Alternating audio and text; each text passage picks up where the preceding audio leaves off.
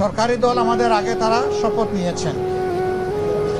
আমাদেরকে সংসদ সচিবালয় থেকে যে পত্র বা চিঠি দাওয়াতনামা দেওয়া হয়েছিল সেখানে 2টি শপথের কথা উল্লেখ ছিল। বলা হয়েছিল সংসদ সদস্য হিসেবে আমরা প্রথমে শপথ নিব, একটা সাদা ফর্ম আমাদেরকে বিলি করা হবে, প্রয়োজনীয় লেখাজোখা শেষ করে আমরা সেটা জমা দেব। আমরা হলে প্রবেশ করার পরে সংসদ সচিব আমাদেরকে জিজ্ঞেস করলেন যে স্যার, সকালবেলা সরকারি দল তারা শপথ নিয়েছেন, তারা শুধু সংসদ সদস্য হিসাবে শপথ নিয়েছেন, আপনারা কি করবেন? আমরা তখন বললাম যে আমরা 2টিরই শপথ নিতে এখানে এসেছি। আমাদের তো গভীর রাতে আপনারা দাওয়াতনামা পাঠিয়েছেন, তারপরে আমাদের কোনো কনসার্ন থাকলে আগেই আমরা জানাতাম। আমরা কেন 2টা শপথ নিলাম, ওনারা কেন একটা নিলেন? ওনারা কেন নিলেন তার ব্যাখ্যা ওনারা দিয়েছেন। আমরা যে ব্যাখ্যাটা দিতে চাই, আমরা মনে করি যে 26-এ কোনো নির্বাচন হওয়ার কথাই ছিল না। এই 26 সালের নির্বাচনটা হয়েছে 24-এর গণঅভ্যুত্থানের কারণে।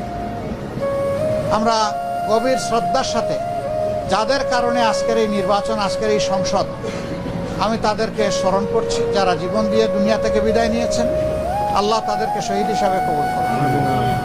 যারা লড়াই করে আহত হয়েছেন, পঙ্গু হয়েছেন, তাদের প্রতি আমাদের গভীর সমবেদনা। আল্লাহ তাআলা তাদেরকে সুস্থতার নিয়ামত দান করুন। আর নির্বিশেষে গোটা দেশবাসী ফ্যাসিবাদের বিরুদ্ধে সেদিন লড়াই করেছিল, আমরা তাদের প্রতি গভীর কৃতজ্ঞতা প্রকাশ করছি। সম্মানিত সাংবাদিক বন্ধুগণ, আমরা আজকে হয়তো শপথ নিতে ভিন্ন চিন্তা করতে পারতাম, কারণ জুলাইয়ের আকাঙ্ক্ষা এবং গণভোটের রায়, এই 2টার প্রতি সম্মান দেখানো রাজনৈতিক দল হিসাবে আমাদের পবিত্র দায়িত্ব আমরা গণ্য করেছি। আমরা গণভোটের রায়কে সম্মান করেছি, জুলাইয়ের আকাঙ্ক্ষাকে সম্মান করেছি, যারা আমাদেরকে ভোট দিয়েছেন তাদেরকে সম্মান করেছি, এবং আমরা একমত হয়েছি যে এই শপথ নেওয়া আমাদের কর্তব্য।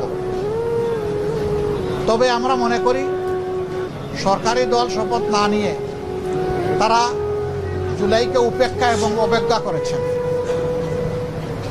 এতে জন আকাঙ্ক্ষার বিপরীতে তাদের অবস্থান বলে আমরা মনে করি। সংস্কারের বিপরীতে তাদের এই অবস্থান স্পষ্ট। যদিও তারা ব্যাখ্যায় বলেছেন যে সংসদ বসে তারপরে প্রভিশন ক্রিয়েট করে এটা তারা দেখবেন, আমরা এটা দ্রুত দেখতে চাই। যদি আজকে যিনি প্রধানমন্ত্রী শপথ নেবেন, তিনি নিজেও নির্বাচনী ক্যাম্পেইনে গিয়ে বলেছেন যে আপনারা গণভোটে হা বলুন, যদি এর প্রতি তারা শ্রদ্ধাশীল হন, আমরা মনে করি তারা ওই শপথটাও নেবেন। কার কাছে শপথ নেবেন সে দাবি আমরা করব না। ওনাদের পছন্দ মতো অ্যাপ্রোপ্রিয়েট অথরিটির কাছে ওনারা নিতে পারেন, আমাদের কোনো অসুবিধা নেই। কিন্তু আমরা দেখতে চাই জুলাই সম্মানিত হয়েছে এবং জুলাই স্বীকৃত হয়েছে। জুলাইকে অসম্মান ও শ্রদ্ধা করে স্বীকৃতি না দিয়ে 26-এর এই পার্লামেন্ট নিশ্চয়ই কোনো গৌরবের আসনে বসতে পারবে না।